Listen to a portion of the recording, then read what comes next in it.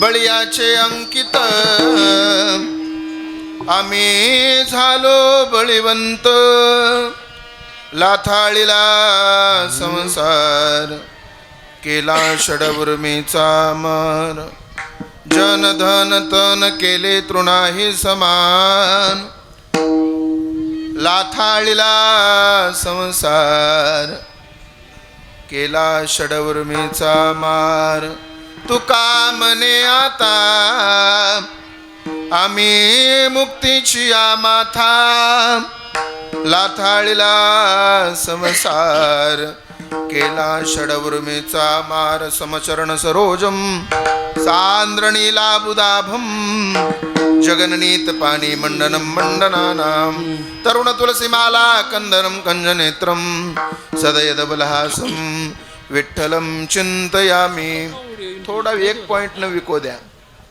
पांडुरंगा करू प्रथम मन पांडुरंगा करू प्रथम मन दुसरे चरण संताची या त्यांच्या कृपादाने कथेचा विस्तारू बाबाजी सद्गुरुदास तुका जयांचे केले स्मरण होय सकळ विद्येचे अधिकरण तेची वंदू श्री चरण श्री गुरूंचे ते नमस्कारोनी आता. ओम नमो ज्ञानेश्वरा ओम नमो ज्ञानेश्वरा करुणा करा दयाळा तुमचा अनुग्रह लादलो पावन झालो चराचरी मस्तक हे पायावरी या वारकरी संतांच्या सेवेलागी सेवक झालो तुमच्या लागलो निज चरणा.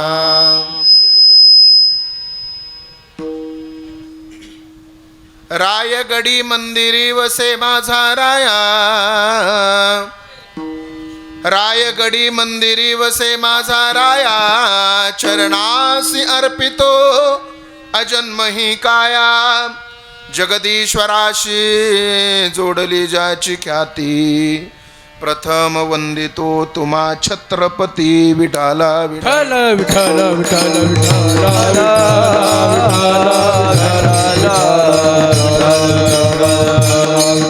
विठाल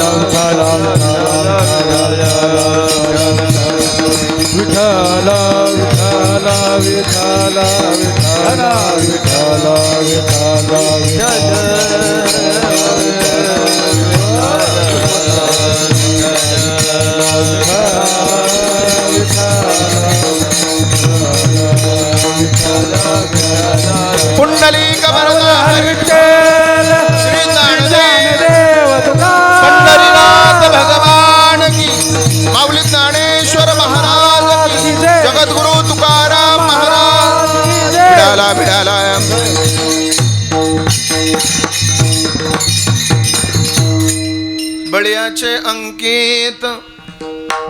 बळीयाचे अंकित आम्ही झालो बळीवंत. बसू द्या. बास बास बास बास. लाथाळीला संसार केला षडवर्मीचा मार. प्रस्तुत प्राप्त प्रसंगी प्राप्त स्थळी चिंतन रूपी सेवेसाठी निवडलेला अभंग. या अभंगावर चिंतन करण्यापूर्वी थोडासा परिहार द्यायचा. तो म्हणजे असा.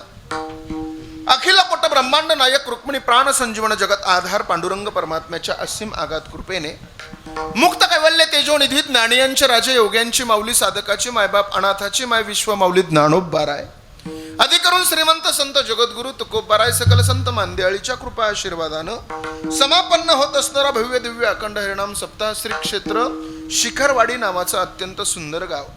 निसर्गाच्या वातावरणामध्ये अत्यंत गोड असं हे गाव आहे. छोटीशी वाडी आहे. गर्दी जरी कमी असली तरी माणसं मात्र नक्कीच दर्दी आहेत असं मला इथं बोलायला काही अडचण नाही. थोडा विक्षेप करू नका. मला मोबाईल फिबाईल तुमचे सगळे सायलेंट करून ठेवा. मी फक्त तास सव्वा तास बोलणार आहे तुमच्यासमोर, जास्त वेळ नाही. पण माझ्या 2 सूचना आहेत. एक म्हणजे लहान लहान लेकरं आपले आवरा आणि दुसरं म्हणजे आपला मोबाईल सायलेंट करून ठेवा जेणेकरून माझ्या कीर्तनातून एखाद्या माझ्या मित्राचा एखाद्या माझ्या बांधवाचा माझ्याकडून अपमान होऊ नये याची दक्षता घ्या. महाराज थोडा कडक आहे पण 1.5 तास जरा ऍडजस्टमेंट करून घ्या. विठाला विठाला विठाला विठाला विठाला विठाला. हॅलो हॅलो हॅलो हॅलो विठाला विठाला विठाला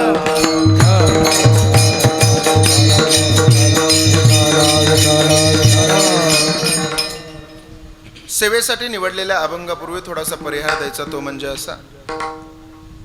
गेल्या अनेक वर्षापासून चालत असलेला भव्य दिव्य अखंड हरिनाम सप्ताह की तो 21वा वर्ष आहे ना, बरोबर ना, 21व्या वर्षामध्ये पदार्पण करत आहे. अत्यंत सुंदर, अत्यंत देखणं नियोजन समस्त गावकरी मंडळी यांनी केलं, त्यामुळे सगळ्यांना मनापासून धन्यवाद देतो. सेवेसाठी उपस्थिती महाराष्ट्रातील परिसरातील सगळी दिग्गज मंडळी आहेत. ज्यांनी सुरुवातीची सुंदर चाल गायली ते आदरणीय हरिभक्त पारायण आमच्या सीताराम महाराज गडाचे अत्यंत सुंदर गायनाचार्य आणि त्या परिसराचे या मराठवाड्याचं भूषण आदरणीय श्री विठ्ठल महाराज जाधव या ठिकाणी माझ्या कीर्तनाला उपस्थित आहेत. महाराजांना मनापासून धन्यवाद देतो. अत्यंत सुंदर गाणं आहे महाराजांचं. त्याचबरोबर त्यांच्यासोबत असणारे ज्यांनी गायलं ते आदरणीय आमचे हरिभक्त पारायण शकुंडे आबा ढाळेवाडीकर या ठिकाणी उपस्थित आहेत. आबांचं सुद्धा गाणं अत्यंत सुंदर आहे. आबांना सुद्धा मनापासून धन्यवाद देतो. ही सगळी आमची गुरुबंधू मंडळी, टाळकरी मंडळी इथे उपस्थित आहेत, ज्यांच्या मार्गदर्शनानं हा सप्ताह चालू आहे. ते आदरणीय श्री कोण उबाळे महाराज. हा, मला फोन आलता, बरोबर ना, आमच्या सासऱ्याचे मित्र आहेत ते चांगले बरोबर ना. आदरणीय उबाळे महाराज या ठिकाणी उपस्थित आहेत. अत्यंत सुंदर स्वभाव आहे, वारकरी संप्रदायाची सेवा आहे. महाराजांना सुद्धा मनापासून धन्यवाद देतो.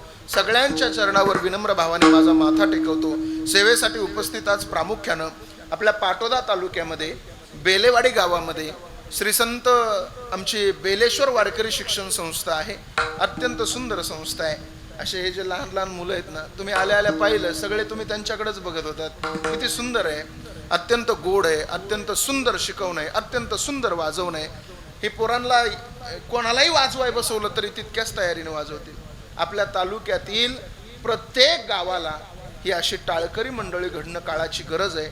म्हणून आपल्या आदरणीय श्री हरिभक्त पारायण विशाल महाराज यांनी अत्यंत सुंदर बेलेश्वर वारकरी शिक्षण संस्था काढलेली आहे. मला असं वाटतं गेल्या वर्षी त्या संस्थेचं नवीनच होतं, गेलं वर्ष होतं, पण यावर्षी जवळजवळ 30 ते 35 विद्यार्थी अत्यंत सुंदर पद्धतीने वारकरी शिक्षण घेत आहेत. गेल्या वर्षी आपल्या गावातले काही मुलं होते वाटतं, पण मला असं वाटतं याही वर्षी आपण आपल्या गावातली मुलं या संस्थेमध्ये टाकली पाहिजेत. कारण ही म्हातारी माणसं गेल्यावर भजन बंद पडणार आहे. हे म्हातारी माणसं गेले ना, बंद पडणार आहे भजन, पूर्ण बंद पडणार आहे. आणि कदाचित सप्ताहाला सुद्धा बंद पडायला वेळ लागणार नाही. म्हणून मला असं वाटतं आपल्या हिंदू धर्मातलं हे भजन, आपल्या हिंदू धर्मातले हे सप्ताह जर चालू ठेवायचे असतील तर आपली लहान लहान मुलं वारकरी संप्रदायाच्या ह्या शिक्षण संस्थेमध्ये प्रत्येकानं घातले पाहिजेत. म्हणजे आपल्या गावचे सप्ते भजन टिकून राहील. विठाला विठाला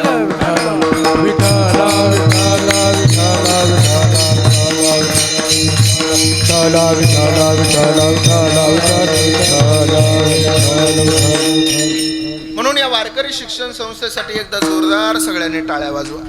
या सगळ्यांना मनापासून धन्यवाद देतो. आज माझ्या परमभाग्यानं माझ्यापर्यंत 4थ्या दिवसाची कीर्तन 5व्या दिवसाची कीर्तन रूपी सेवा पोहोचलेली आहे. ज्यांनी कीर्तनाचं सौजन्य घेतलेले आहे ते आदरणीय आमचे अशोक अण्णा मुळीक आणि बाळकृष्ण दादा मुळीक, या दोघांना सुद्धा मनापासून धन्यवाद देतो. चर्मन साहेबांचा गेल्याही वर्षी फोन आला होता, त्याच्या गेल्याही वर्षी आला होता, पण दोन्ही वर्षी काही तारीख बसली नाही. तारखा लवकर जातात कीर्तनकार मंडळीच्या, पण यावर्षी जरा लवकर त्यांनी मला फोन केला आणि त्यांच्या विनंतीला मान देऊन या ठिकाणी इथपर्यंत पोहोचलो. ज्यांच्या माध्यमातून माझ्याशी संपर्क झाला ते माझे जिवलग मित्र पाटोदा तालुक्याचे आपल्या धनगर जवळका ज्यांचं गाव आहे, ते अत्यंत माझ्या जीवाचा माझा मित्र आहे.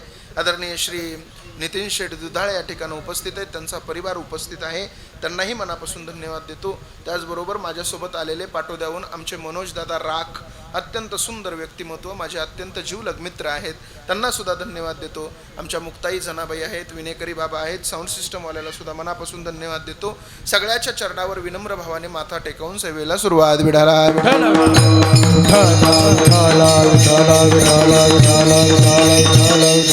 कीर्तन थोडं लक्षपूर्वक ऐका. मी आज तुमच्याशी फार महत्वाचं बोलणार आहे. सेवेसाठी निवडलेला अभंग जगद्गुरु तुकोबा यांचा आहे. अभंग 4 चरणाचा आहे. ज्यांचा अभंग सेवेसाठी निवडला त्यांचा परिचय सांगतो ऐका. साहित्य सोन्याच्या खाणीतून शब्द रत्नांची निर्मिती करणारे, महाराष्ट्र सारस्वताच्या मंडलावर आपल्या तत्वज्ञानाचा कळस ज्या महापुरुषाने चढवला, वेद उपनिषद गीता भागवत याचं मंथन करून पंचमेध गाथ्याची निर्मिती ज्या महाकवीने केली, भांडाऱ्या भामचंद्र घोराड्या डोंगरावर साधना करून देहासकट वैकुंठागमन करून विश्वातला एक अलौकिक चमत्कार इतिहासाच्या पानावर ज्यानं सुवर्ण अक्षरानं लिहिला. इंद्रायणीच्या काठी देहू नावाच्या सुप्रसिद्ध गावामध्ये बोलोबा कणकाईच्या वंशामध्ये हे ज्ञानरत्न जन्माला आलं. आवाज कमी करा, शिट्टीच मारणार आहे ते. आणि या ज्ञानरत्नानं तुमच्या माझ्यासारख्याला मोक्षाचा ओपन दरवाजा करून दिला. ते श्रीमंत संत जगद्गुरु तुकोबाराय यांचा 4 चरणाचा अभंग आहे. अभंग अत्यंत सुंदर आहे. या अभंगामध्ये जगद्गुरु तुकोबाराय आपल्या शक्तीचं प्रदर्शन करून देतात. ज्यावेळेस तुकोबाराय हा अभंग लिहायला घेतात त्यावेळेस तुकोबारायाला अभंग लिहिण्यापासून अडवण्यासाठी बरीचशी गावकरी मंडळी जमा होतात. गावागावामध्ये बरेच लोक असतात बघा. सप्ताह बसला आणि तुम्ही वर्गणीला गेलात की ते म्हणते तर नाही नाही नाही नाही नाही आलो माघारी म्हणते. याद राखा, मी रोज कीर्तनातून सांगतो, बरीच लोक म्हणतात तरुण पिढी बिघडली, तरुण पिढी बिघडली, तरुण पिढी बिघडली. पण मी रोज कीर्तनातून सांगतो तरुण पिढी कधीच बिघडली नाही, कधीच बिघडणार नाही. एक सांगू तुम्हाला, आपल्या या महाराष्ट्रातली सगळी तरुण पोरं आहेत ना, गणपतीचा उत्सव असू द्या, नवरात्रीचा उत्सव असू द्या, शिवाजी महाराजांची जयंती असू द्या, संभाजी महाराजांची जयंती असू द्या, अशा अनेक उत्सवामध्ये आपल्या खेड्यापाड्यातली सगळी तरुण पोरं पुढं असतात.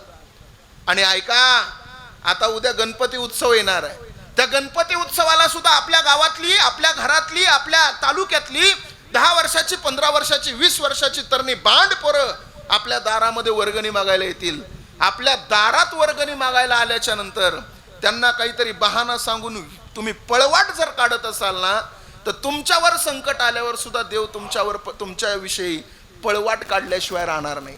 सप्ताची वर्गण द्यायचं म्हणलं की लोक पळवाट काढ, पण तरी बी आपल्या खेड्यापाड्यामध्ये अजून तसं कधी झालेलं नाही.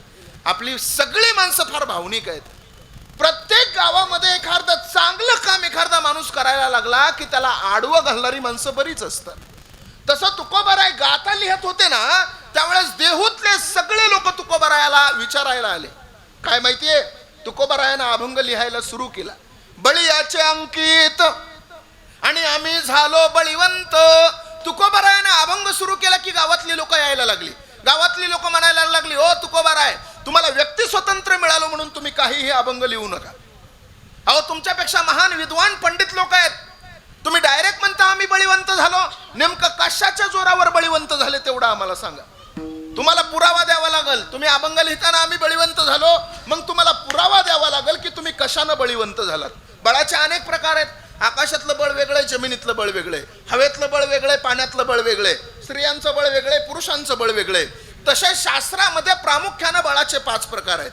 काही काही लोकांकडे शारीरिक बळ आहे 1 नंबर, काही काही लोकांकडे कौटुंबिक बळ आहे 2 नंबर, काही काही लोकांकडे बुद्धीचं बळ आहे 3 नंबर, काही काही लोकांकडे संपत्तीचं बळ आहे 4 नंबर, आणि काही काही लोकांकडे सत्तेचं बळ आहे 5 नंबर. तुम्ही लक्ष देऊन ऐकताय म्हणून बोलतोय मी. काही काही लोकांकडे शारीरिक बळ आहे 1 नंबर. ज्या लोकांकडे शारीरिक बळ आहे ती माणसं कधी कोणाला घाबरत नाही. तुम्ही गावात कोणाच्याही नादी लागाल, पण 200 किलो वजनाच्या पैलवानाच्या कोणी नादी लागाल का? तुम्ही काय म्हणताल, हे नुसतं अंगावर बसलं तरी आपला जीव घेईल, ह्याच्या नादी लागायचं नका. बरोबर आहे का? शरीराची किंमत आपल्याला प्रत्येकाला कळाली पाहिजे. हा सुंदर नरदेह जगाच्या मालकानं आपल्याला दिलेला आहे. पांडुरंग परमात्म्यानं दिलेला हा नरदेह, याला आपण जपलं पाहिजे. पोरांनो, खरं सांगा, तरुण पोर आहेत सगळे माझ्या कीर्तनाला आज. पोरांनो, खरं खरं सांगा, तुमच्या गाडीतलं जर पेट्रोल संपलं तर तुम्ही त्या गाडीमध्ये रॉकेल टाकता का रे? का रे? इंजन खराब होईल. सरळ सरळ आहे, चालणार नाही ना, इंजनच खराब होईल. 40,000 रुपयाची मोटरसायकल आहे तुमची, पण 40,000 रुपयाच्या मोटरसायकलमध्ये पेट्रोल सोडून तुम्ही रॉकेल टाकायची तयारी ठेवू शकत नाही. एवढा सुंदर 222 करोड रुपयाचा नरदेह आहे. 50-50 रुपयाच्या चपट्याची चपट्या टाकता कसं काय वाटत नाही रे आपल्याला? बरोबर आहे ना? अरे सुंदर नरदेह, आपल्याला याची किंमत कळाली पाहिजे ना. नरदेह मी नेहमी पोरांना सांगत असतो, पोरांनो, टपरीवर उभा राहून तोंडामध्ये गुटखा टाकून म्हाताऱ्या माणसाची चेष्टा करण्यापेक्षा पहाटे 5 वाजता उठून व्यायाम करून शरीर तंदुरुस्त बनवा. जीवनामध्ये तुम्ही यशस्वी झाल्याशिवाय राहणार नाही. परिस्थिती काय, कधीतरी या परिस्थितीची जाणीव आपण ठेवली. शरीराची किंमत या जुन्या लोकांना विचारा. अजून बी जुनी माणसं बघा, एकदम धष्टपुष्ट माणसं आहेत. आताची पोरं उग नुसतं हवा आली तरी उडून जाण्याजोगे पोरं आहेत. काय नितीन शेठ? पाहिजे ना आपण मार. कधी कधी महाराज तब्येत, मला त्या दिवशी मी नेहमी कीर्तनात सांगत असतो हा विनोद, मला शरीराची किंमत त्याच दिवशी कळाली ज्या दिवशी मी सासवडचं कीर्तन केलं आणि जेजुरीला दर्शनाला गेलो. चेअरमन जेजुरीचं दर्शन घेतलं आणि पायऱ्यावर बसलो. पण त्या खंडोबाचा एक नियम आहे, नियम असा आहे तिथं नवीन लग्न झालेलं जोडपं गेलं की बायको खांद्यावर घेऊन 5 पायऱ्या चढावं लागतंय. मी आपलं सासवडचं कीर्तन करून जेजुरीचं दर्शन घेऊन पायऱ्यावर बसलो.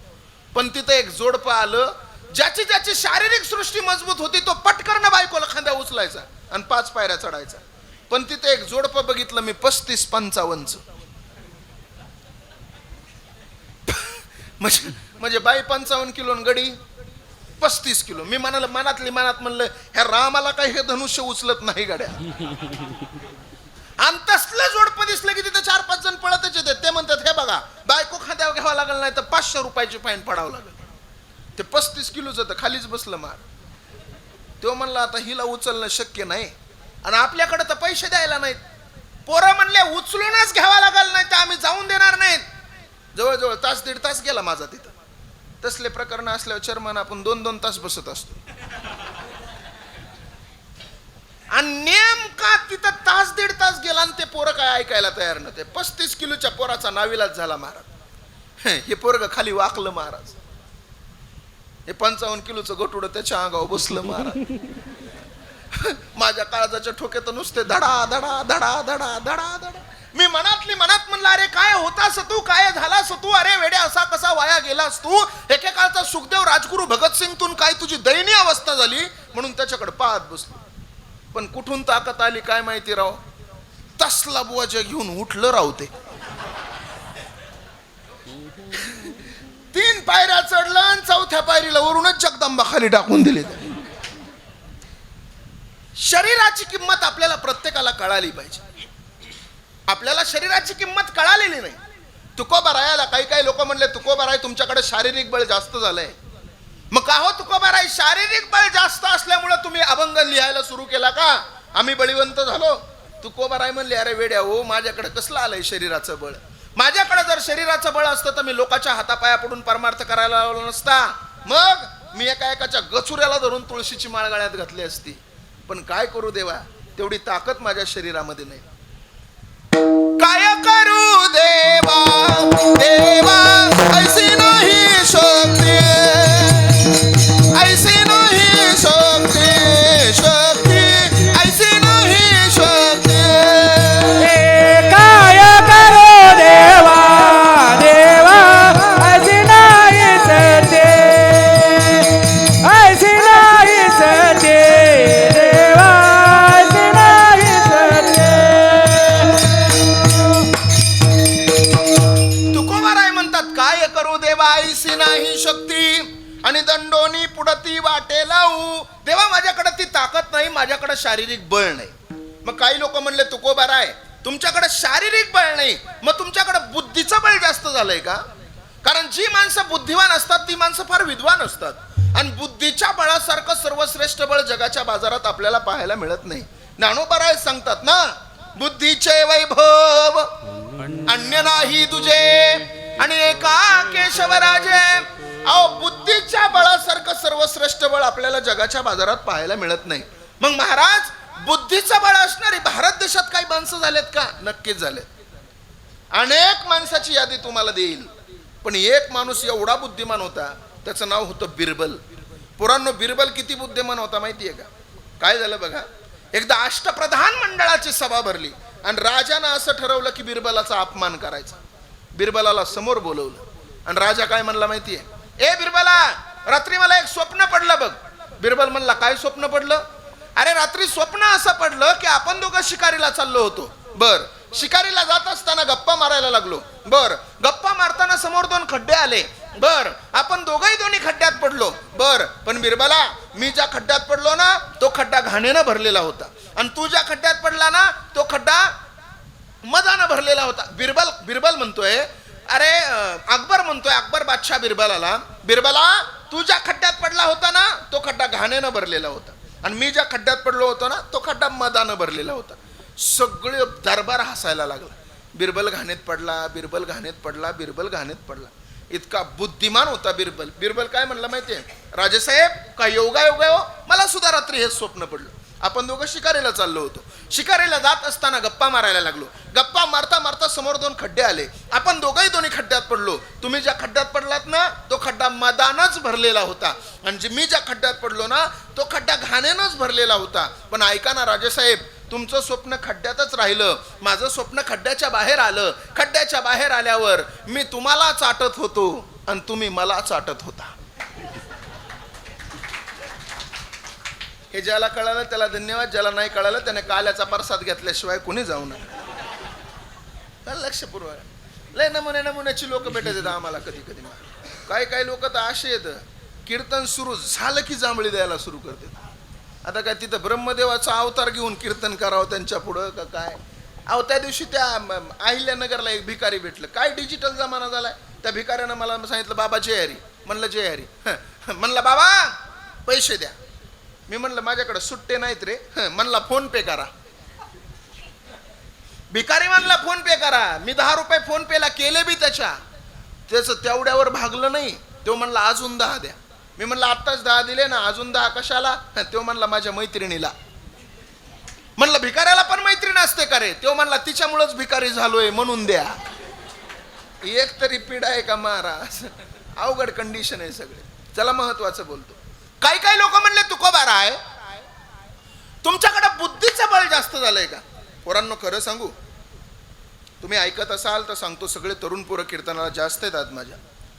बुद्धिवान माणसं या भारत देशामध्ये किती झाली त्यांची एक यादी तुमच्या समोर देतो. थोडं भजन करा. विढाला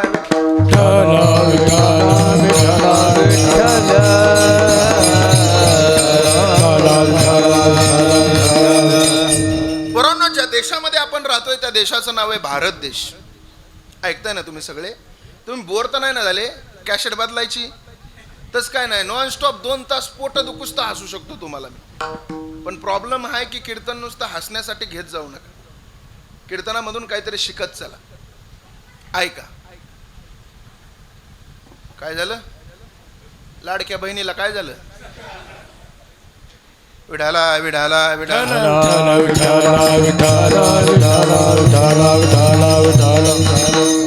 पोरांनो, ज्या देशामध्ये आपण राहतोय त्या देशाचं नाव आहे भारत देश. किती बुद्धिवान माणसं होते या देशामध्ये तुम्हाला लिस्ट देतो ऐका. काल परवा एका पत्रकारानं प्रश्न विचारला की आपल्या भारत देशाच्या झेंड्यामध्ये रंग किती आहेत. 2-4 जणांचं उत्तर मिळालं की या भारत देशाच्या आपल्या झेंड्यामध्ये 3 प्रकारचे रंग आहेत. पण तेवढ्या सगळ्या गर्दीतून एक 16 वर्षाचा पोरगा पुढे आलं. ते पोरग काय म्हणलं माहितीये, आपल्या भारत देशाच्या झेंड्याला 5 रंग आहेत.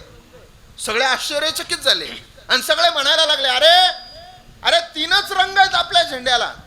आणि धरला चौथा तर त्या चक्राचा चौथा होतो, 5वा आला कुठून. त्यावेळेस ते 16 वर्षाचं एका सैनिकाचं पोरग पुढे आलं. ते म्हणलं, सर 5वा सुद्धा रंग आहे ना या तिरंग्याला. सर 5वा सुद्धा रंग आहे ना या तिरंग्याला. ज्या वेळेस माझा बाप सैनिकात होता त्यावेळेस दहशतवाद्यांनी हल्ला केला, त्यावेळेस माझ्या बापाच्या रक्तानं झाकलेला तिरंगा होता. त्या तिरंग्यामध्ये मला माझ्या बापाचं रक्त दिसलं. आहे ना सर 5वा रंग या तिरंग्याला. कोण म्हणत नाही. तसं ज्या देशामध्ये राहतोय आपण पोरांनो, त्या देशाचं नाव आहे भारत देश. कसा होता आपला देश. आता 15 ऑगस्ट येणार आहे. 15 ऑगस्टच्या दिवशी आपण तिरंगा फडकवणार आहे. गावागावामध्ये तिरंगा आपण ग्रामपंचायतच्या समोर, झेडपी शाळेच्या समोर फडकवणार आहे. पण या भारत देशाबद्दल आपल्याला काहीतरी माहिती पाहिजे ना. सांगतो पोरांनो ऐका. पोरांनो, हा देश कधी कुणापुढे झुकला नव्हता, वाकला नव्हता, नतमस्तक झाला नव्हता. या देशाला कधी अपमान माहित नव्हता. पण हाही देश झुकला, वाकला, नतमस्तक झाला. यालाही अपमान सहन करावा लागला. इसवी सन 712 या भारत देशामधील पहिल्या राजपूत समाजाच्या राजाचा पडाव झाला. त्याचं नाव होतं दाहिल. या भारत देशामधील दुसऱ्या राजाचा पराभव झाला. त्याचं नाव होतं रबळ बाप्पा 734. या भारत देशामध्ये राष्ट्रकूट साम्राज्याचा उदय झाला 836. चोल राजा राजगद्दीवर बसला 853. चालुक्य राजाची स्थापना झाली 973. पोरांनो, या भारत देशामधील सोरटी सोमनाथाचं मंदिर पहिल्यांदा लुटलं गेलं 1026. सोरटी सोमनाथाचं मंदिर लुटणारा सुलतान अहमद मेला 1030. 1191 ला पुन्हा एकदा सोरटी सोमनाथाचं मंदिर लुटलं गेलं. 1206 साली मोहम्मद गुरी मेला. 1236 ते 1240 पहिली गुलाम घराण्याची स्त्री दिल्लीची राणी झाली. नाव होतं रजिया सुलताना. 1290 जलालुद्दीन खिल्जीने खिल्जी वंशाची स्थापना केली आणि 1296 त्याच्या सख्या भावाच्या पोराने त्याचा खून केला आणि सख्या काकाच्या मुलीसोबत लग्न करून तो दिल्लीचा राजा झाला. नाव होतं अल्लाउद्दीन खिल्जी. 28 जानेवारी 1303 अल्लाउद्दीन खिल्जी चित्तोडगडाकडे चाल करून गेला. त्या गडाची राणी होती राणी पद्मिनी. काय ऐश्वर्यवान राणी होती, काय देखणं सौंदर्य होतं. या अल्लाउद्दीन खिल्जीला तिच्यासोबत लग्न करायचं होतं म्हणून एक प्रेमपत्र लिहिलं. राणी माझ्यासोबत लग्न कर, तुला राणी बनवून ठेवाल. पण ती पद्मिनी काय म्हणली माहितीये, हिंदूची राणी होती. ती म्हणली ए खिलजी तेरे जैसा पापी हमारे हिंदुस्तानी औरत को छू भी नहीं सकता. खिलजी तेरे जैसा पापी हमारे हिंदुस्तानी औरत को छू भी नहीं सकता क्योंकि हिंदुस्तानी औरत को छूने के लिए कलेजा भी चाहिए हिंदुस्तानी शेर का. तेरे जैसा पापी कुत्ता तो हमारी तरफ बुरी नजर से देख भी नहीं सकता. उजाडलं इसवी सन 1492 ला स्पेनची महासत्ता, स्पेनचा महान चोर लुटेरू मूर्ख माणूस पश्चिमेच्या दिशेने गेला आणि त्याच्या नावानं अमेरिकेचा शोध जाहीर झाला. नाव होतं कोलंबस. पोरांनो 20 मे 1498 असाच पोर्तुगालहून पोर्तुगीज भारत देशामध्ये आला. नाव होतं वास्को डी गामा. चोर होता, भामटा होता, लुटेर होता, पण आमच्या लोकांनी आम्हाला शिकवला तो जगप्रवासी होता. अजिबात नाही. वास्को डी गामानं या भारत देशामधून भरपूर सोनं चोरून घेऊन गेलेलं आहे. उजाडलं इसवी सन 1526. पोरांनो 1526 ला बाबर आला. बाबरने इब्राहिम लोदीचा पराभव केला. पहिलं पानिपतचं युद्ध. 1528 ला हाच बाबर अयोध्यामध्ये गेला आणि तिथं जाऊन त्यानं नमाज पाडली म्हणून त्याच्या नावानं बाबरी मस्जिद तयार झाली. 1530 ला बाबर मेला. बाबरचा पोरगा हुमायून राजा झाला. 1539 ला शीख धर्माचे गुरु नानक गेले. 1556 ला हुमायूनचा पोरगा अकबरने हेमोचा पराभव केला. दुसरं पानिपतचं युद्ध. 1576 ला राणा प्रताप आणि अकबरमध्ये संघर्ष झाला. पण या संघर्षामध्ये कोणाचा विजय झाला काही कळालंच नाही. मायबाप चंदनाच्या क्वाटवर आणि सुवर्णाच्या ताटावर जेवण करणारा राणा प्रताप मात्र जंगलामध्ये सैरा वैरा फिरायला लागला. 2 टाइम खायला मिळत नव्हतं. पाला पाचोळा वरबाडून त्यानं आपले दिवस काढले. पाला पाचोळा वरबाडून जर राणा प्रताप हिंदू धर्म टिकवू शकत असेल तर तोच पाला पाचोळा खाऊ घालून आम्ही आमची साधी गो माता वाचवू शकत नाही. ही फार मोठी शोकांतिका आहे. उजाडलं 1598 ला हा भारत देशामध्ये महाराष्ट्र राज्य, महाराष्ट्रामध्ये विदर्भ प्रांतामधील सिंदखेडच्या लखोजीराव जाधवांना एक कन्यारत्न झालं. नाव होतं मासाहेब जिजाऊ. सर्रास महाराष्ट्र एकत्र केला आई साहेबानं. 1599 ते 31 डिसेंबर 1600 ईस्ट इंडिया कंपनीची या भारत देशामध्ये स्थापना झाली.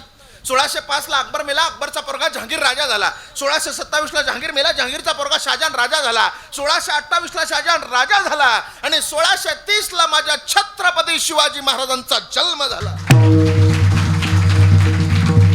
पोरांनो 15 एप्रिल 1645 माळी साळी वंजारी लखूत लमाणी चमार लोहार गुजार नावी सगळ्या समाजाला एकत्र घेऊन हिंदवी स्वराज्य उभा केलं माझ्या राजानं. इसवी सन 1645 ला 46 ला तोरण्याला तोरण बांधला. 48 ला शहाजीराजांना सोडवलं. 56 ला पुण्यामधील जुन्नर घेतला. 59 ला अफजल खान फाडला आणि 63 ला शाहिस्तेखानाची बोटं कापली पुण्यामधील लाल महालामध्ये. राजांनी 1664 ला सुरत लुटली. 66 ला आग्र्यावरून परत आले. 70 ला तानाजीराव मालुसरे गेले. 72 ला पुन्हा एकदा सुरत लुटली आणि 73 ला प्रतापराव गुजर गेले आणि 74 ला 32 मन सोन्याचं सुवर्ण सिंहासन रायगडावर तयार झालं. 1680 ला त्या ठिकाणी छत्रपती शिवाजी महाराज तुमच्या आमच्या मधून निघून स्वर्गात गेले तर स्वर्गातल्या लोकांनी सुद्धा राजाला मुजरा केला. ही ताकद माझ्या राजाची आहे. इसवी सन 1680 81 ला संभाजीराजे राजे झाले. 89 ला संभाजीराजे गेले आणि 1705 साली इंग्रज मजबूत झाले. 20 फेब्रुवारी 1707 ला औरंगजेब मेला. 1725 ला अहिल्याबाई होळकरांचा जन्म झाला. 1757 ला प्लाशीची लढाई झाली. 1761 ला अफगाण आणि मराठ्यांमध्ये शेवटचं पानिपतचं युद्ध झालं. त्या युद्धामध्ये मराठ्यांचा पराभव झाला. 64 ला बक्तालची लढाई झाली. 95 ला अहिल्याबाई होळकर गेल्या. 1857 ला उठाव झाला. 82 ला वंदे मातरम गीत आलं. 85 ला काँग्रेसचा जन्म झाला. 1893 ला विवेकानंद शिकागोला गेले. 94 ला योगी अरविंद घरी आले आणि 98 ला साने गुरुजींचा जन्म झाला. पोरांनो 1902 ला विवेकानंद गेले. 10 ला गजानन महाराज गेले. 20 ला लोकमान्य टिळक गेले. 21 ला सुभाषचंद्र बोस स्वराज्य पक्षात गेले. 23 ला त्यांना अटक झाली. 25 ला ते कारागृहातून कायदे मंडळावर निवडून आले आणि 26 ला बाळासाहेब ठाकरेंचा जन्म झाला. 1927 ला सुभाषचंद्र बोस कारागृहातून बाहेर आले. 28 ला हरियाणाचे अध्यक्ष झाले आणि 30 ला गांधी युगाला सुरुवात झाली. 1936 टोटल 50 नंबरचं आणि ग्रामीण भाषेतील पहिलं अधिवेशन जळगाव जिल्ह्यातील यावल तालुक्यातील फैजपूर नावाच्या गावामध्ये झालं. 42ला चले जाऊच्या उठावाला विदर्भातल्या वर्ध्यातून सुरुवात झाली. 45ला ऑगस्टची क्रांती झाली. 9 डिसेंबर 1946 ते 13 डिसेंबर 1946 घटना समितीचे अध्यक्ष डॉक्टर सच्चिदानंद सिंग यांनी राजीनामा दिला आणि घटना समितीचे अध्यक्ष डॉक्टर राजेंद्र प्रसाद झाले. मसुदा समितीचे अध्यक्ष डॉक्टर बाबासाहेब आंबेडकर झाले. या दोघांनी मिळून 11 उपसमित्या नेमल्या, 11 अधिवेशनं घेतली, बिगर काँग्रेसची 16 सदस्य घेतली. त्यावेळेस या भारताची राज्यघटना तयार झाली. 3 जून 1947ला माउंटबॅटन नावाची योजना आपल्या देशामध्ये आली आणि 15 ऑगस्ट 1947ला माझा देश स्वतंत्र झाला. 48ला महात्मा गांधी गेले. 26 नोव्हेंबर 1949ला घटना केंद्रात गेली. 26 जानेवारी 1950ला घटना अंमलात आली. 3 डिसेंबर 1951ला बहिणाबाई चौधरी गेल्या. 12 जानेवारी 1952ला लोकसभेची पहिली निवडणूक झाली. 1953ला नेहरूंची पंचांग सुधार समिती जन्माला आली. हिंदुस्थानातल्या हिंदूंना घरामध्ये कॅलेंडर कोणचं वापरायचं. 56ला मुंबई महाराष्ट्र गुजरात संयुक्त राज्य होतं, पण आचार्य आत्रेंसारखा माणूस म्हणत होता मुंबई महाराष्ट्रात संयुक्त राज्य झालं पाहिजे. त्या काळचे मुख्यमंत्री यशवंतराव चव्हाण, या यशवंतराव चव्हाण यांनी 1 मे 1960ला मुंबई आपल्याकडे घेतली आणि मोरारजी देसाईला डांग दिला. विभक्त झालो आपण. 61ला विदेशी आक्रमण झालं. 62ला चीनने आपल्यावर आक्रमण करून 72,000 वर्गमील जमीन 1962 साली चीन आपल्याकडून घेऊन गेलं. 65ला पुन्हा विदेशी आक्रमण झालं, पण 65ला पाकिस्तानचं दुर्दैव आणि या भारताचा पंतप्रधान एक धोत्रावाला होता, नाव होतं लाल बहादूर शास्त्री. आकाशाला गवसणी घालणारा माणूस होता पोरांनो. त्या काळामध्ये लाल बहादूर शास्त्रीच्या काळात पाकिस्तानचा या भारत देशाने या जगावरचा नकाशा संपून गेला असता, पण लाल बहादूर शास्त्रीला अमेरिकेने हस्तक्षेप केल्यामुळे आपल्याला सैन्य माघारी घ्यावं लागलं. आकाशाला गवसणी घालणारा माणूस लाल बहादूर शास्त्री सारखा 11 जानेवारी 1966ला तुमच्या आमच्यामधून निघून गेला. 1969ला इंदिरा गांधी पंतप्रधान झाल्या. 72ला खशाराम कोतवाल नावाचं नाटक फोकसला आलं. 75ला धर्मेंद्रचा शोले हिट झाला. 76ला खांडेकरला ज्ञानपीठ मिळाला. 79ला MIDC आली. 81ला संगणक युगाची सुरुवात झाली आणि 83ला कपिल देवने वर्ल्ड कप आणला. 84ला इंदिरा गांधी गेल्या. 89ला 18 वर्षाच्या पोराला राजकारण करता यावं म्हणून राजीव गांधींनी प्रयत्न केला आणि 18 वर्षाच्या पोराला मतदान सुरू झालं. 91ला राजीव गांधी गेले. 92ला व्यापारीकरण आलं. 93ला खिल्लारीचा भूकंप झाला. 94ला त्याच भूकंपावर पुढाऱ्यांनी मजा मारल्या आणि मग 95ला मी आलो, म्हणलं चला आपल्याला बी मजा मारायला मिळाल्या तर मिळाल्या. माझा जन्म बी सांगावं लागेल ना. 95ला 1997ला कल्पना चावला अंतराळात गेले. 1997ला कल्पना चावला अंतराळात गेल्या. 99ला पाकिस्तानने कारगिलवर आक्रमण केलं. 2001ला माहितीचा अधिकार केंद्रात गेला. 2005ला तो अंमलात आला. 2006 ते 7 या महाराष्ट्राची बाई डोक्यावर पदर घेऊन उभ्या जगामध्ये या भारत देशाचं नेतृत्व करायला लागली आणि या भारत देशाची पहिली महिला राष्ट्रपती ठरली. नाव होतं प्रतिभाताई पाटील. पोरांनो, आदर्शच घ्यायचा आहे ना, त्या पाटलीनीचा घ्या. आदर्शच घ्यायचा आहे तर प्रतिभा पाटलाचा घ्या, गौतमी पाटलाचा नाही. 1907ला T20 वर्ल्ड कप आला. 8ला जागतिक मंडीचा फटका बसला. 9ला 6वे वेतन केंद्रात गेलं. 10ला ते अंमलात आलं. 2011ला MS धोनीने वर्ल्ड कप आणला. 2012ला विलासराव देशमुख गेले. 2013ला अंधश्रद्धा निर्मूलन समितीचा कायदा अंमलात आला. 2014ला नरेंद्र मोदी पंतप्रधान झाले. 2014लाच या बीड मतदारसंघाचे खासदार गोपीनाथराव मुंडे निघून गेले. 2017ला मराठा क्रांती मोर्चा झाला. पहिला मराठा क्रांती मोर्चा 2017ला झाला. 2019ला त्या ठिकाणी कोरोना नावाचा रोग आला. 2020ही गेलं. 2021ला या महाराष्ट्रामध्ये राजकारणामध्ये बॉम्बस्फोट झाला आणि संपूर्ण राजकारणाचा विनाश होऊन बसला. आणि 2022ला या शेतकऱ्याच्या एका गरीब शेतकऱ्याच्या पोरानं अंतरवली सारख्या ठिकाणं आंदोलन उभा केलं. त्या आंदोलनाची धास्ती दिल्लीत बसलेल्या लोकांनी सुद्धा घेतली. हा इतिहास आपल्या भारत देशाचा आहे. एवढी बुद्धिमान माणसं या भारत देशामध्ये. काही लोक तुकोबारायला म्हणले, का हो तुकोबाराय तुमच्याकडे कशाची बुद्धी आहे? तुकोबाराय म्हणले, अरे वेड्या, माझ्याकडे बुद्धी असती तर मी हे प्रमाण कशाला लिहिलं असतं. अल्प माझी मती म्हणून येतो का कुळते, म्हणून येतो का कुळते, म्हणून येतो का कुळते.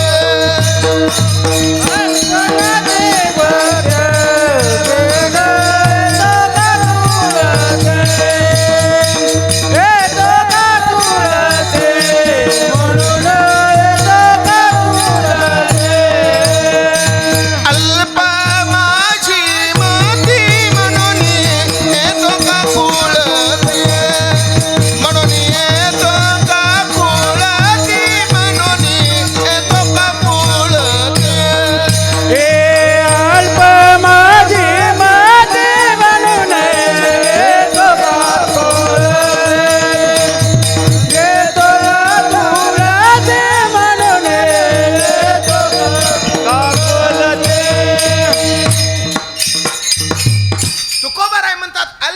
माझी मती, मती म्हणजे बुद्धी.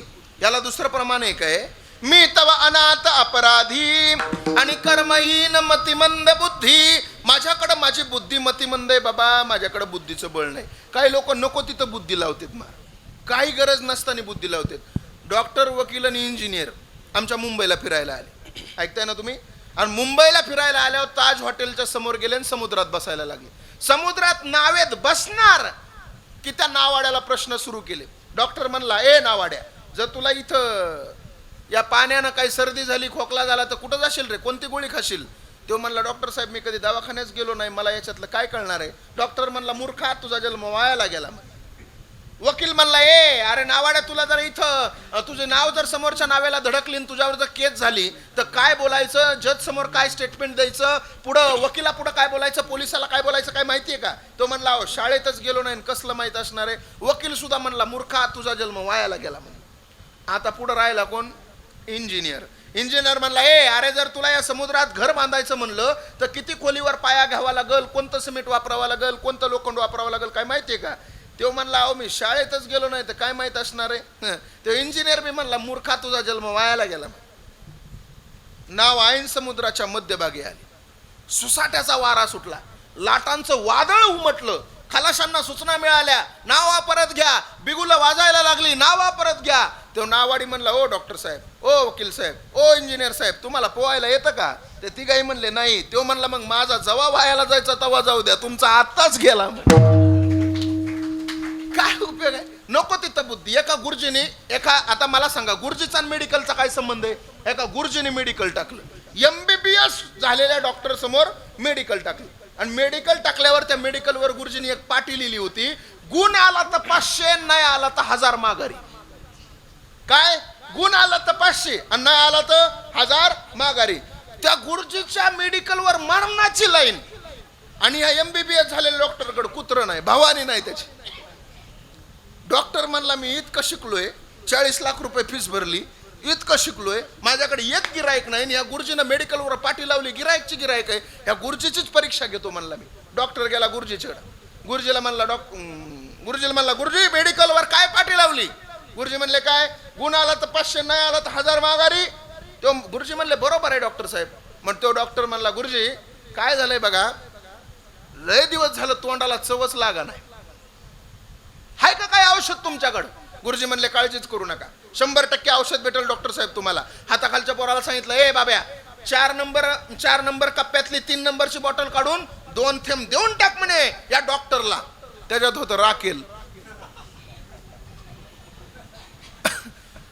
त्या बाब्याने बाटली काढली, बाटली ते 2 थेंब त्या डॉक्टरच्या जिभेवर सोडले. डॉक्टर म्हणला, काय राव गुरुजी, औषध म्हणून लोकाला राखेल पाहिजे आहे वय?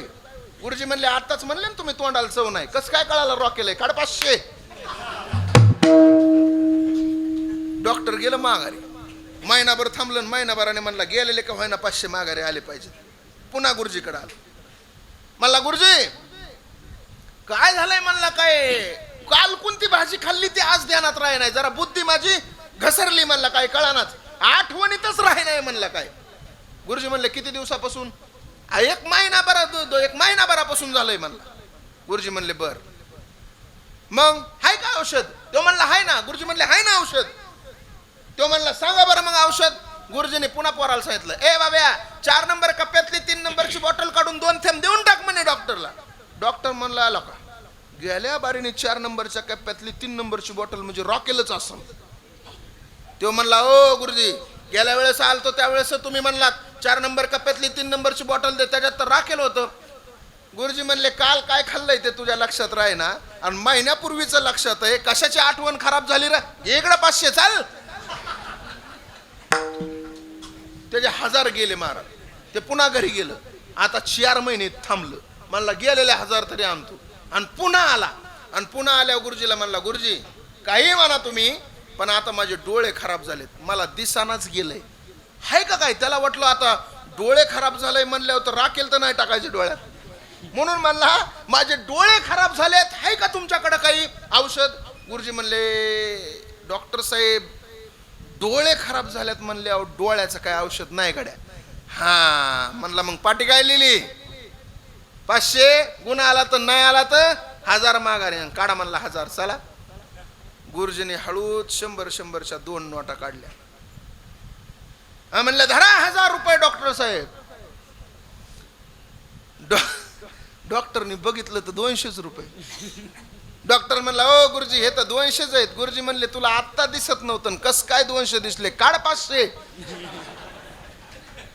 नको तिथं बुद्धी चालवायची काय गरज आहे. काय काय लोक नको तिथं, काय काय लोकांना माईकवर बोलायचं लय ना. एक जण त्या दिवशी माईकवर आला म्हणला आज या ठिकाणी महाराष्ट्रातील नामांकित कीर्तनकार शिवचरित्रकार माऊली महाराज कोटोळे यांचं सुंदर कीर्तन पार पडलं. महाराज अजून 2 तास इथंच थांबणार आहेत. ज्यांना ज्यांना दर्शनाला यायचं असेल त्यांनी लाईनीत दर्शनाला या. एका बाजूनं महिला पाया पडतील, एका बाजूनं बाया पाया पडतील. काय करायचंय महाराज सांग. या सोशल मीडियाने तर सगळं वाटोळं केलं बाबा.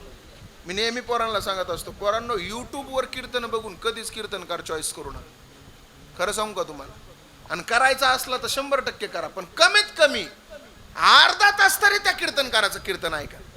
2 मिनिटाच्या क्लिपावर कीर्तन कधीच चॉईस करीत जाऊ नका. 100% कीर्तन पडणार ही आपली गॅरंटी. 2 मिनिटाच्या क्लिपवर ऐका लक्ष देऊन. तुम्ही म्हणता असं कसं बोलता महाराज, माझ्या संगच घडलंय म्हणून म्हणतो. माझीच एक जण 2 मिनिटाची क्लिप ऐकली. 2 मिनिटाची क्लिप ऐकून मला फोन केला, जय हरी महाराज. म्हणलं जय हरी, तारीख पाहिजे. म्हणलं आहे रिकामी तारीख भाऊ, काय अडचण नाही. वडिलाचं वर्ष श्राद्ध आहे. म्हणलं चालतंय, काय अडचण नाही. तारीख घ्या लिहून. मग घेतले लिहून. फोटो पाठवा. व्हॉट्सअपला फोटो पाठवला. त्याने बॅनर बी छापलं. पण बॅनरवर नाव काय टाकलं माहितीये का, हरिभक्त पारायण वैकुंठवासी माऊली महाराज कोटुळे यांचं जाहीर कीर्तन होईल. अरे मी म्हणलं अजून जिवंत आहे तू वैकुंठवासी नाव टाकलंय. त्याला ड्रायव्हरला म्हणलं फोन कर रे. त्याला ड्रायव्हरने फोन केला, अहो आमच्या बाबाचं वैकुंठवासी नाव कसं काय टाकलं. नाही म्हणलं इथं आल्यावर सांगतो. विठ्ठल महाराज घडलेली घटना आहे. मी तिथं गेलो त्याच्यापाशी.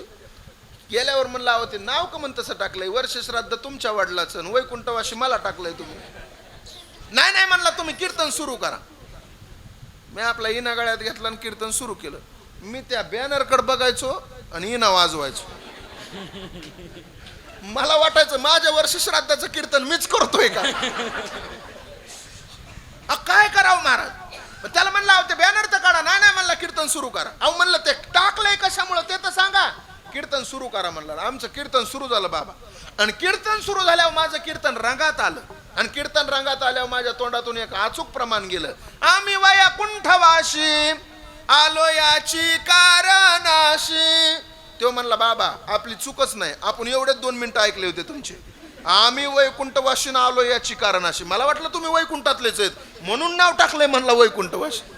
एवढे विचित्र आहेत महाराज. विठाला विठाला.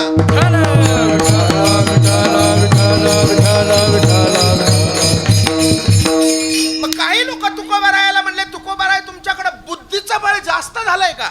तुकोबाराय म्हणले माझ्याकडे बुद्धीचं बळ नाही. बर मग काही लोक म्हणले तुकोबाराय बुद्धीचं बळ नाही तुमच्याकडं, तुकोबाराय शारीरिक बळ नाही तुमच्याकडं. मग तुकोबाराय पैसा जास्त झाला म्हणून म्हणता की काय आम्ही बळीवंत झालो. कारण ज्या लोकांकडे पैसे असतात ते माणसं कधी कधी लय हवेत असतात ना. मग तुकोबाराय तुमच्याकडे पैसा जास्त झाला की काय. कारण पैशाशिवाय काहीच होत नाही. पैशासाठी सारी माणस झाल्यात त्यांची गुलाम र.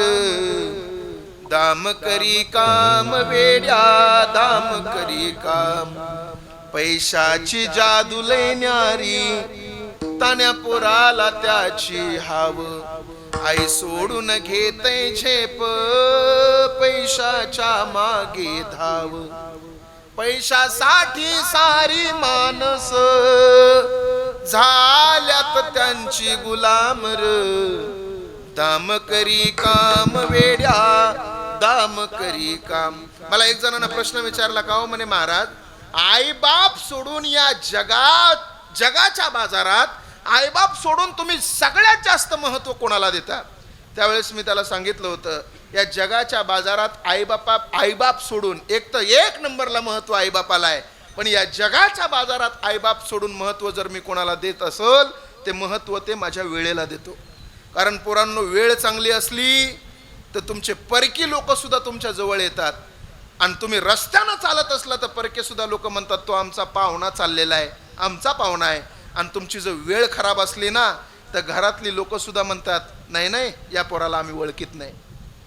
तुम्ही जर चांगल्या मार्कानं पास होऊन PSI झालात किंवा तुम्ही जर चांगल्या मार्कानं पास होऊन एखाद्या पुढच्या वर्गामध्ये गेलात तर तुमचा अख्खा वाडा म्हणतो तो पोरगा आमच्या वाड्यातला आहे, आमचा पोरगा आमच्या वाड्याचं नाक आहे. पण तुम्ही गावामध्ये एखाद्यासोबत भांडणं करा ना, नाही नाही नाही ते कार्ट आमच्या वाड्यावर कुणाव गेलंच नाही, ते कुणाव गेलंय काय कळत नाही. इथून सुरुवात असते पोरांनो. वेळेला आपण किंमत दिली पाहिजे. काही लोक म्हणले तुकोबाराय श्रीमंती जास्त झाली का?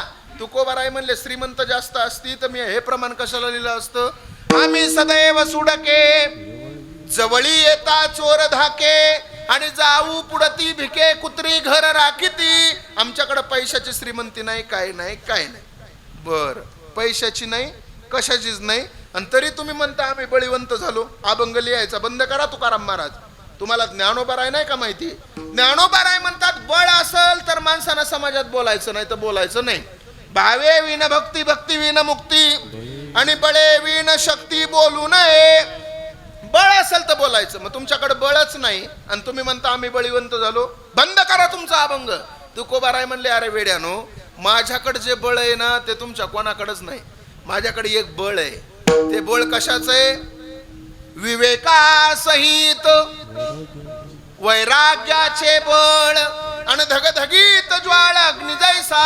आमच्याकडे वैराग्याचं बळ आहे आणि त्या वैराग्याच्या बळानंच आम्ही बळीवंत झालो. अभंगाचं पहिलं बळीयाचे अंकित हो बळीयाचे अंकित बळीयाचे अंकित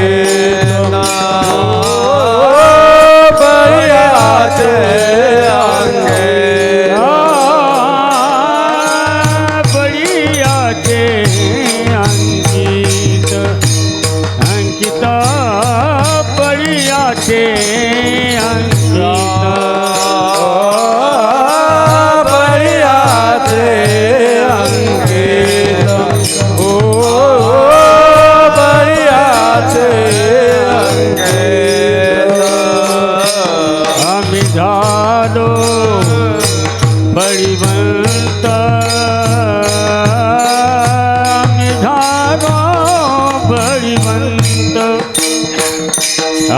झारो बळीवंत राम आम्ही झालो बळीवंत.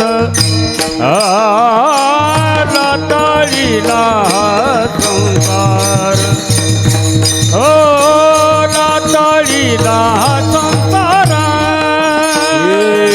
आम्ही झालो बळीवंत.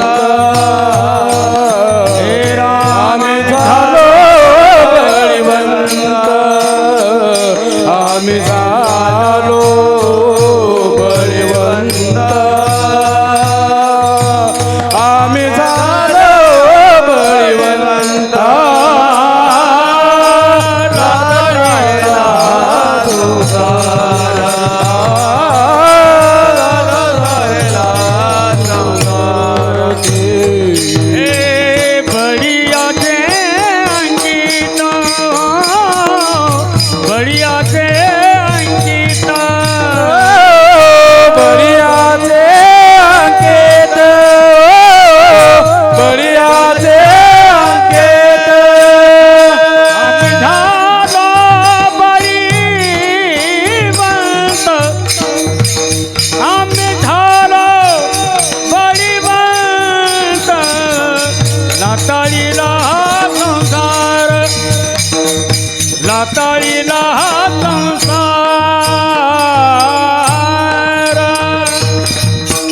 अभंगाच्या एका चरणाचा भाव तुमच्या समोर दिलेला आहे. सगळ्यांनी मोठ्या प्रेमानं भजन करा. तुमचं भजन जर मला पटलं तर कीर्तन आकाराला सुटलं. भजन व्यवस्थित झालं तर कीर्तन आकाराला सोडू. नाही तर पहिल्या चरणाला 11:15, दुसऱ्या चरणाला 12:15, तिसऱ्या चरणाला 1:15 आणि चौथ्या चरणाला 1:15 वाजण्याची दाट शक्यता आहे. भजन कोण करायचं? महिला मंडळ सुरुवातीला भजन करतील, पुरुष मंडळ नंतर भजन करतील.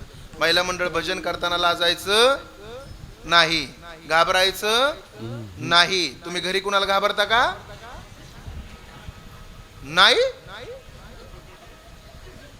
नाहीतच घाबरत महाराज, आम्ही संन्याशी थोडीच आहेत. अनुभव आले अंगा. अवघड आहे. आता मी भागवत कथा करतो, मी 7-7 दिवस कधी कधी बाहेर असतो. 7 दिवसांनी मी घरी गेलो ना, तर आमची सुद्धा शेजारणीला म्हणते, आला बाई आमचा सप्ता. अरे येऊ का सप्ता आहे का काय? ज्याची त्याची बायको ज्याला त्याला ज्याच्या त्याच्या पद्धतीने शिकिती. वारकाची बायको म्हणते, मेल्याने माझा केसानी गळा कापला. बखवाजाची बायको म्हणते, मला चाटा मारू नका. गायकाची बायको म्हणते, मला माहित होतं तुम्ही लग्नाच्या अगोदर किती चालीची. शिक्षकाची बायको म्हणते, मला शिकू नका. आणि महाराजाची काय म्हणते, हे कीर्तनात सांगायला लावू नका. अवघड आहे महाराज. कोरोनाच्या काळात मजा बघितली आम्ही, सगळं बघितलं महाराज. कोरोनानं एक सिद्ध करून दाखिलं, तुमचं या जगात कुणीच नाही. कोरोनाच्या काळात कीर्तन बंद होते, सगळं बंद होतं. आणि गावाकडे राहायला आलतो आम्ही, तर कीर्तन बंद असल्यामुळं महाराज काहीच नाही, कीर्तन नव्हतं. 2-3 महिने फक्त एकामेकाला फोन होते, विठ्ठल महाराज कधी होतंय चालू म्हणायचं, एकामेकाला म्हणायचं. सगळं बंद होतं महाराज. एक दिवशी आमची बायको दुपारीच झाडून काढत होती, मला एक दिवशी म्हणली, होय हो महाराज. बाबा म्हणली, बघा ना बँकेतले पैसे संपून चाललेत, कुणाचा 10वा 12वा 13वा मिळाला तर बघा. अरे मी म्हणलं, तिकडच जाळे ते तिकडच फुकी ते, तर राख बी घरी आणि ना तर कशाचा 10वा आणि 12वा गप. म्हणलं तुला तर काही कळतच नाही. माझ्या बोलण्याचा जरा तिला राग आला. पण आता नवऱ्याला कसं माघारी बोलावं, नवरा तर मोठा कीर्तनकार, माघारी नाही बोलली महाराज. असा केर ढकलीत दरवाजाच्या बाहेर कचरा टाकला, आणि तेवढ्यात तिथं एक कुत्रं आलं. ती कुत्र्याकडे बघून काय म्हणली माहितीये का, हाड हाड हाड म्हणली, कडू हितच खपतोय 2 महिने झालं. मनोज दादा, मी बी तिला म्हणलं, कुत्र बांड आहे ग बांड. काय करता महाराज, अवघड आहे. महिला मंडळ भजन करा, सुंदर भजन करा, गोड भजन करा. महिला मंडळीचं भजन गाथ्यातलं कमी असतं, पण माथ्यातलं जास्त असतं. त्या आळंदीहून निघालो तर आम्ही पंढरपूरला, एका बाईनं भजन म्हणली. काय भजन होतं माहिती का? ती म्हणली, अरे अरे विठोबा तुझ्यात माझं मन, आणि घेतला मोबाईल लावते तुला फोन. देवाला फोन लावते तू? देवाची काठीच माहित नाही अजून, लागत तिथं खरं पण वाजत नाही. तिला म्हणलं, दुसरा चरण काय आहे त्याचं? दुसरं बी म्हणली ती, तुझी रलायला आठवण येते म्हणून तुला मी मिस कॉल देती. देवाला मिस कॉल देती. अवघड आहे. महिला मंडळ सगळ्यांना म्हणा, सगळ्यांना गोड भजन करायचं. बघू तुमचं जास्त मोठ्यानं होतंय का, यांचा आवाज जास्त येतोय. बघू आवाज कुणाचा जास्त येतोय. म्हणा, नामदेव जनाबाई, जसा जीव चाललाय ना. आणि भांडण लागल्यावर किती मोठ्या मोठ्याने भांडता होय. हा, अगं तुल्ला म्हणते, तुल्ला तुल्ला हेतून सुरू असत. बरोबर आहे. जरा जरा मोठ्याने म्हणा, मोठ्याने म्हणा, नामदेव जनाबाई. वा, सोपन काका मुक्ताबाई, नामदेव जनाबाई. वा, सोपन काका मुक्ताबाई. वा, नामदेव जनाबाई. टाळी काही वाजत नाही.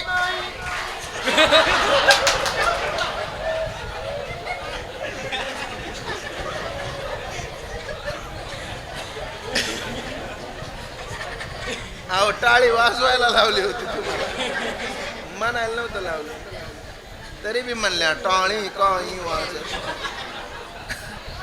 महिला मंडळ, तुम्ही भजन केलं खरं बरं का. तुमचं भजन काय मला एवढं पटलं नाही, अजिबात नाही. भजन कसं करावं लागतं माहितीये का तुम्हाला? भजनाचा अर्थ कळतो? भजन कसं करावं लागतं, भजन किती सुंदर असतं, भजन किती शिस्तीत असतं, आणि भजन किती जोरात करावं लागतं, हे जर ऐकायचं असेल तर आता आमच्या पुरुष मंडळीचं ऐका. हे बघा, तुमच्या जीवावर लय वजनात बोललोय त्यांना. माझी सगळी इज्जत तुमच्या हातात आहे. तुम्ही ठरवा घालवायची ठेवायची. सगळ्यांनी हात वर करा. पुरुष मंडळी, काट्याव वाट्याव चौकाव बसलेले सगळ्यांनी हात वर करा. ज्याला ज्याला वाटतं मी गडी आहे त्यांनी हात वर करा सगळ्यांनी. हा, आणि खरं सांगा, महिला मंडळीपेक्षा 1 नंबर आवाज येणार का रे? मोठ्यानं बोला, येणार का? वा, याला म्हणतात वातावरण. ओ, तुम्हाला काय कळतं? भजन भजन ऐकायचं तुम्हाला? आमचं भजन ऐका, आणि हे भजन रोज घरी घेऊन जा. बघा तुमच्यापेक्षा किती मोठ्यानं आवाज काढतात. सगळ्यांनी म्हणणारे म्हणता ना सगळे तुमच्याकडून निवडणुकीला उभा आहे. आता झेडपी जवळ आली, तिकीट मलाच आहे. निवडणुकीला तुमच्याकडून उभा आहे, मोठ्या प्रेमानं भजन म्हणायचं हा. आणि मतदान मला पडलं पाहिजे, मी जिंकलो पाहिजे. महिला मंडळ बघा आता आमची पार्टी कशी आहे म्हणारे सगळे. म्हणता ना पुन्हा एकदा मग बोला, म्हणता का? वा म्हणा. राधे कृष्ण कृष्ण कृष्ण राधे राधे.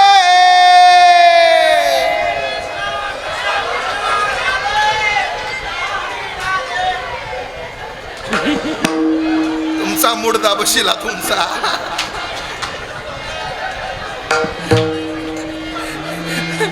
अरे माझं सगळं डिपॉझिट जप्त केलं रे तुम्ही. इतक्या वजनात त्यांना बोलून काय उपयोग झाला माझा. एक रडत पडत पडलं मतदान एवढं मला काय अडचण नाही. भजन केलं पाहिजे सगळ्यांनी मोठ्या प्रेमानं भजन करा. विठोबा रखुमाई विठोबा रखुमाई विठोबा रखुमाई विठोबा रखुमाई विठोबा रखुमाई विठोबा रखुमाई विठोबा रखुमाई विठोबा रखुमाई विठोबा रखुमाई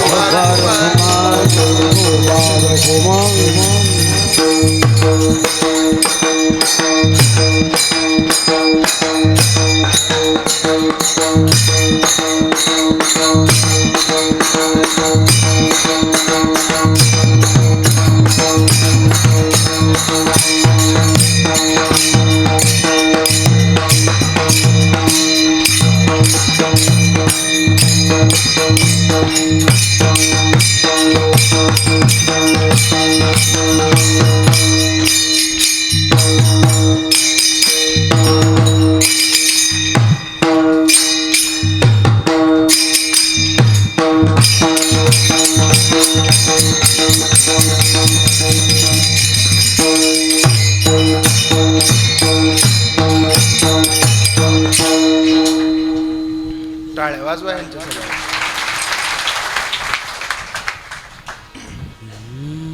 अभंगाच्या एका चरणाचा भाव तुमच्या समोर दिलेला आहे. राहू द्या आता असं सरळ सोपा भाव 3 चरणाचा तुमच्या समोर देतो आणि एक 5 ते 7 मिनिटं माझ्याकडे राहिलेत. मी माझी सेवा आवरून घेतो. 2-4 मिनिटं लांबलं तर जमल का? हा नाही नाही अर्धा तास नको दाद्या. सकाळचं लय लांब आहे मला. चला ऐका ऐका ऐका ऐका. जगद्गुरु तुकोबाराय म्हणतात, आम्ही वैराग्याच्या बळावर बळीवंत झालो. बळीयाचे अंकित आणि आम्ही झालो बळीवंत. वैराग्याच्या बळावर आम्ही बळीवंत झालो. आणि ते बळ आमच्या अंतःकरणामध्ये आल्यामुळं काय झालं, आम्ही या संसाराला लाथ मारली. लाथाळीला संसार केला षडउर्मीचा मार. षडउर्मीचा मार म्हणजे 6 विकारांवर आम्ही विजय मिळवला. मी नेहमी कीर्तनात सांगत असतो, संत नेमकं म्हणायचं कोणाला? जीवनाचं निरीक्षण करून परीक्षण केलं तर 4 वर्ग आपल्याला पाहायला मिळतात. एक वर्ग असा आहे जो साधारण आहे, एक वर्ग असा आहे जो साधक आहे, एक वर्ग असा आहे जो साधू आहे, आणि एक वर्ग असा आहे जो संत आहे.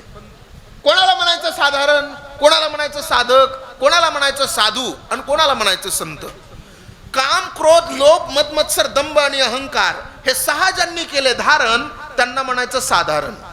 हे 6 ज्यांनी ठेवले धाकात त्यांना म्हणायचं साधक. हे 6 ज्यांनी टाकले दुहून त्यांना म्हणायचं साधू. आणि या 6चा ज्यांनी केला अंत त्यांना म्हणायचं संत. ते संत म्हणतात, आम्ही या 6 विकारांवर विजय मिळवला, केला षडउर्मीचा मार.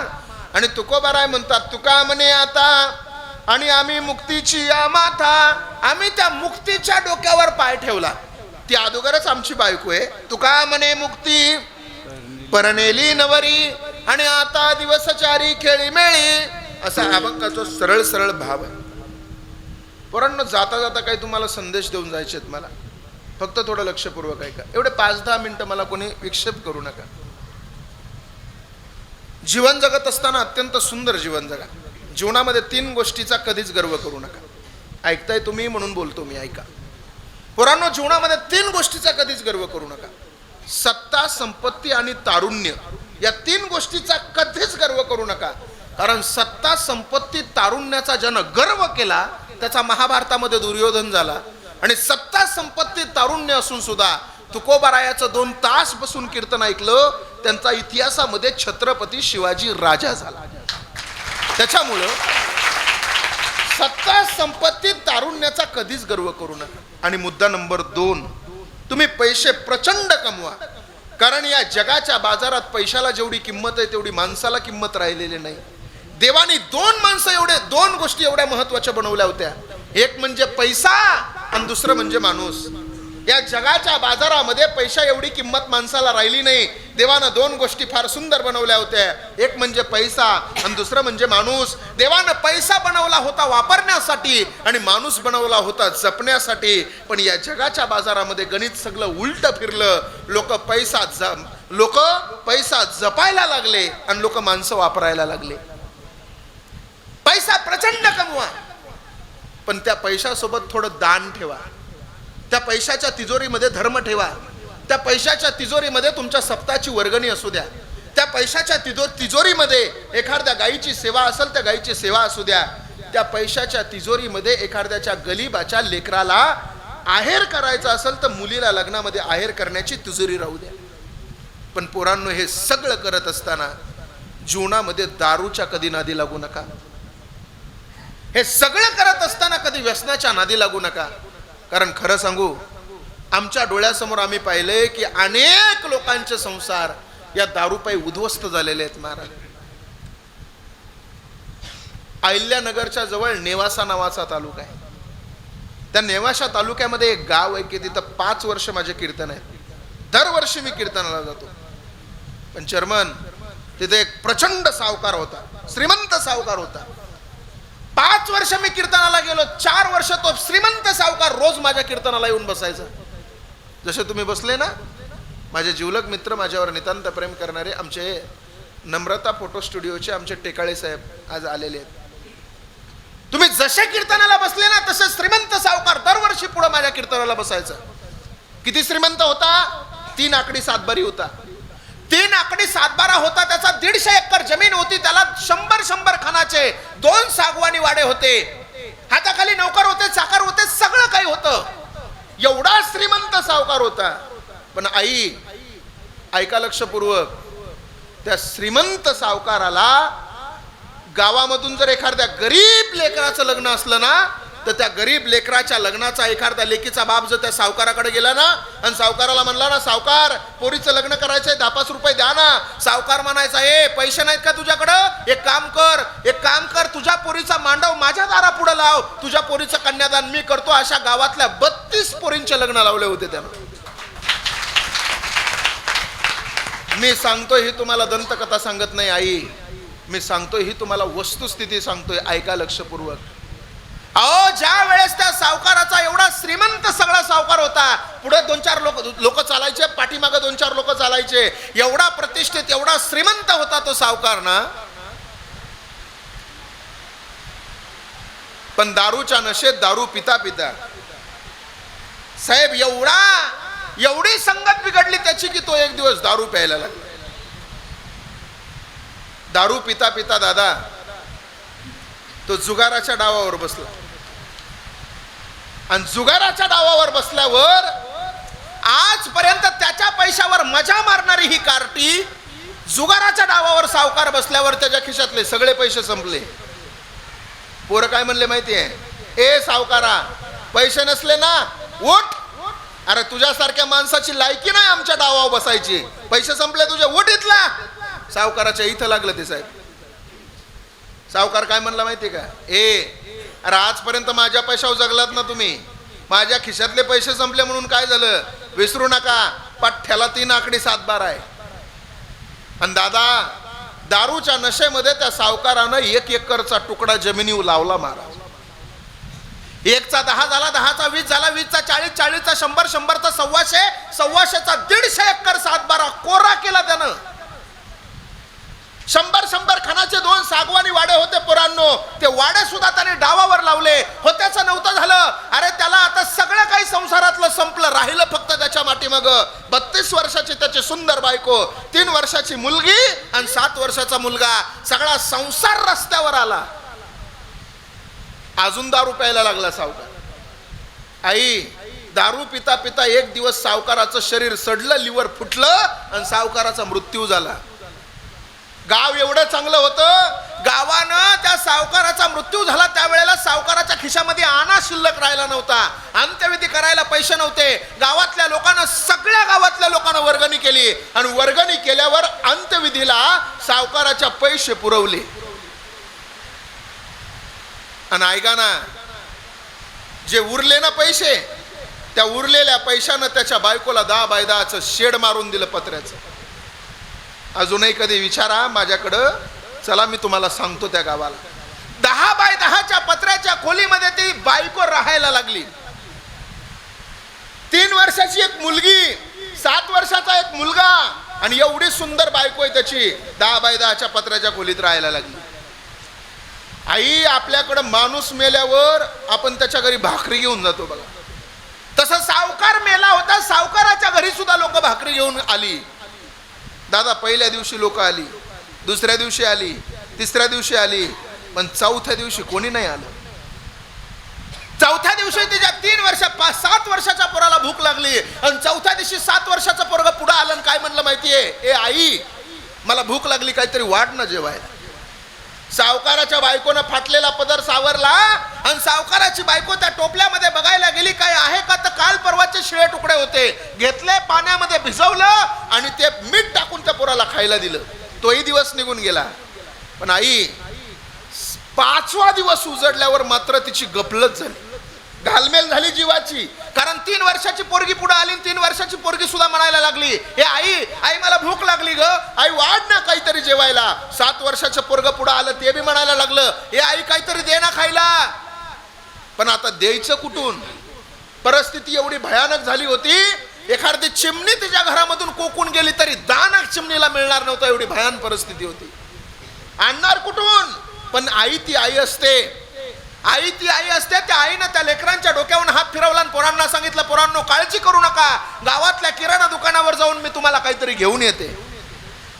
आणि गावातल्या किराणा दुकानावर आई गेली. किराणा दुकानदाराला काय म्हणली माहितीये, ए दादा, ए दादा, अरे काहीतरी दे ना आम्हाला खायला, 2 चिमणे पोरं वाट बघतात रे माझी, अरे 2 चिमणे पोरं आहेत घरामध्ये माझी, काहीतरी वाढ आम्हाला.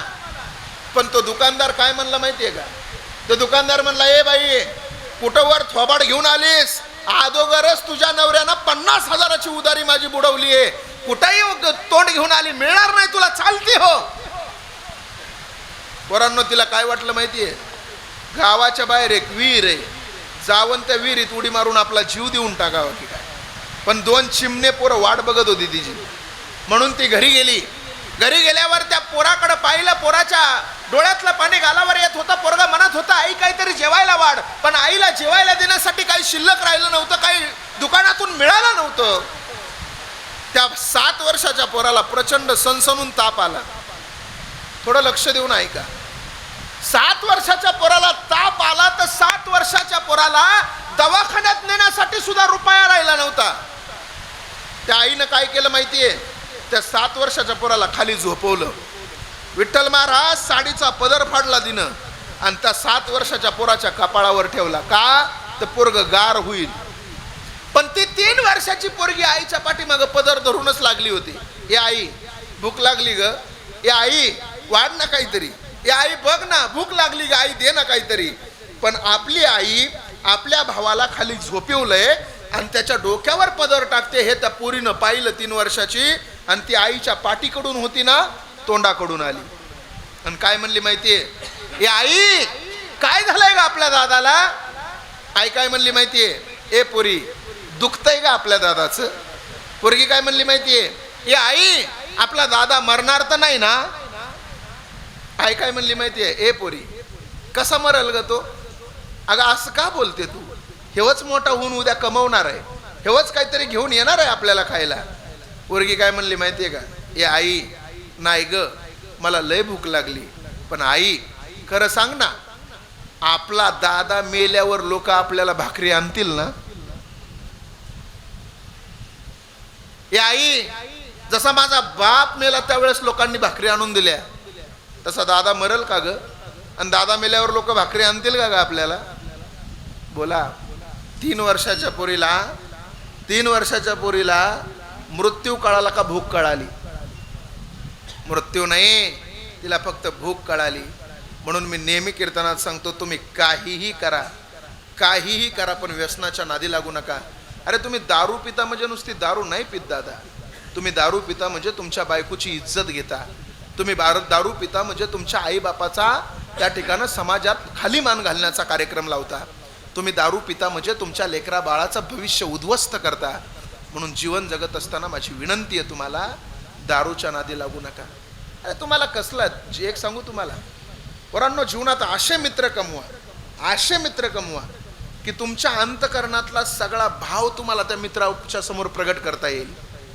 लोक आपले दारू पितात का माहितीये का?